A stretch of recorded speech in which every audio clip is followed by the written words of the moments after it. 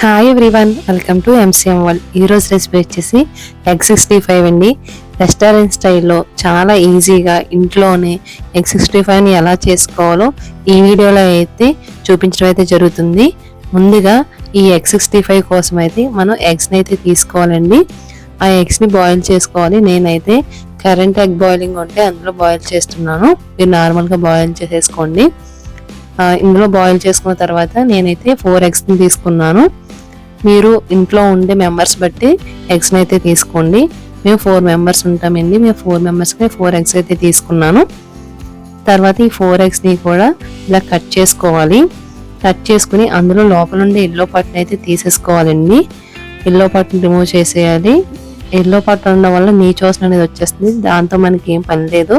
So అందుకే మనం yellow పార్ట్ని అయితే తీసేయండి. తీసేసిన తర్వాత ఓన్లీ వైట్ పార్ట్నే ఉంచుకోవాలి. తర్వాత ఈ వైట్ పార్ట్ని మనం అలా చిన్న చిన్న ముక్కలుగా కట్ చేసుకోవాలండి. మీడియం సైజు నేను ఈ వీడియోలో చూపిస్తున్న విధంగా ఇలా కట్ చేసుకోవాలి. ఈ ఎగ్స్ అన్ని కూడా చాలా ఈజీ రెసిపీ అండి. పిల్లలు ఈవినింగ్ టైం స్నాక్స్ అడిగినప్పుడు ఈ వింటర్ సీజన్లో ఇలా చలిగా ఉన్నప్పుడు ఇలా వేడివేడిగా ఇలా ఎగ్ 65 చేసుకుని చూడండి. టేస్ట్ అయితే చాలా బాగుంటుంది. ఇందులోనే 1/4 కప్పు శనగపిండిని తీసుకోవాలి. Next 1 table spoon corn flour. Next అల్లం వెల్లుల్లి పేస్ట్ 1 టేబుల్ స్పూన్. నేను చిన్న స్పూన్తో తీసుకున్నాను కాబట్టి 2 వేసానండి. అది మొత్తం 1 టేబుల్ స్పూన్ ఉంటుంది. Next 1 tablespoon garam masala, 1 tablespoon black pepper పొడి. బ్లాక్ పెప్పర్ పొడి వేయడం వల్ల ఏంటంటే మనం ఎగ్ వేసుకునే దాంట్లో పెప్పర్ వేయడం వల్ల మనకి టేస్ట్ అనేది బాగుంటుందండి. స్మెల్ కూడా నీచోసం రాదు. నెక్స్ట్ 1 టేబుల్ స్పూన్ పసుపు, 1 టేబుల్ స్పూన్ సాల్ట్ వేసుకోవాలి.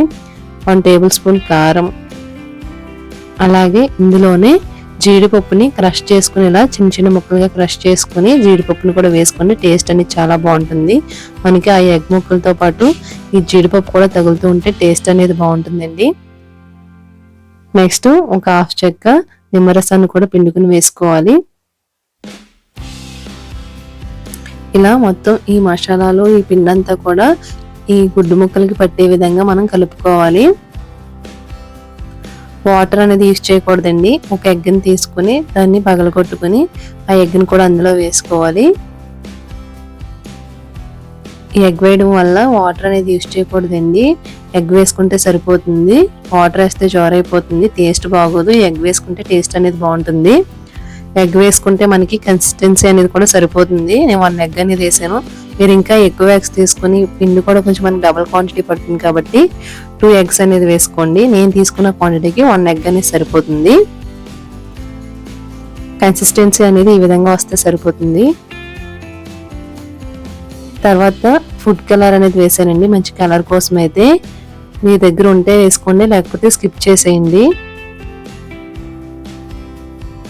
నెక్స్ట్ స్టవ్ మీద కడాయి పెట్టుకొని అందులో డీప్ ఫ్రైకి సరిపడా ఆయిల్ని వేసుకోవాలి. ఆయిల్ కాగిన తర్వాత కొంచెం పిండిని తీసి మనం ఇలా వేసుకొని చూసుకోవాలండి ఆయిల్ కాగిందా లేదా అని. మనం పకోడీ అనేది ఎలా వేసుకుంటామో యాస్టిస్ అదే ప్రాసెస్ అండి. అలాగే కొంచెం కొంచెం పిండిని తీసుకుని మనం ఈ ఎగ్ 65 కూడా అలాగే వేసుకోవాలి. వీడియోలో చూపిస్తున్నాను కదా, ఈ విధంగా మనం చిన్న చిన్నగా ఇలా వేసుకుంటే సరిపోతుంది.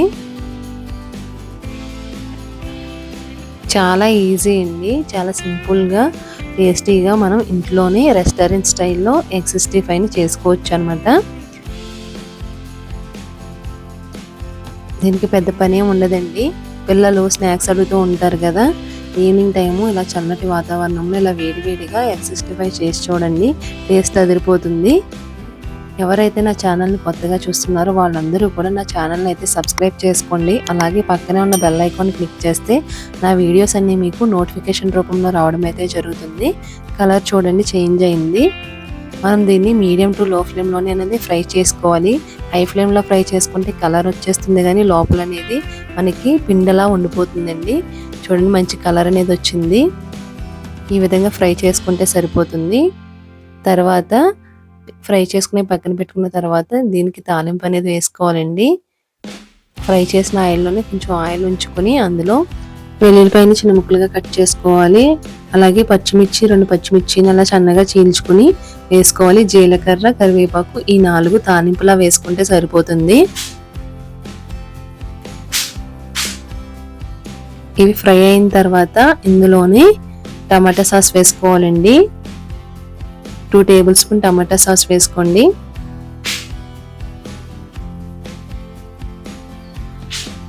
ఇలా ఈ తాలింపు కూడా ఫ్రై అయినంతసేపు కూడా మనం సిమ్లోనే ఉంచుకోవాలండి స్టవ్ అనేది, లేకపోతే తాలింపు మాడిపోయి చేదొచ్చేస్తుంది. లాస్ట్లో మనం ఫ్రై చేసుకున్న వాటిని వేసేసుకోవాలి. అందులో